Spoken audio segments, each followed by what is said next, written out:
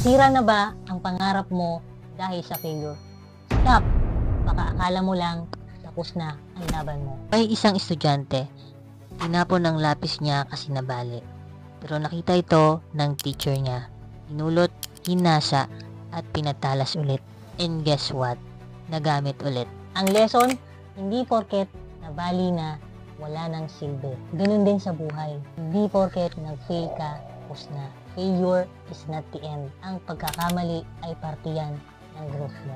Kung si Lord nga hindi sumusuko sa'yo, huwag kang sumuko sa sarili mo. Sabi sa Proverbs chapter 24 verse 16, bagamat mabuwal ng maraming beses ang matuwid, babangon siyang muli. Kung nadapa ka man ngayon, tandaan mo to. Ang lapis na nabali, pwede pang hasain. Ang buhay mo, pwede pang bumangon. Laging may second chance kay Lord. Share mo to sa iba kung may kakilala kang kailangang makarinig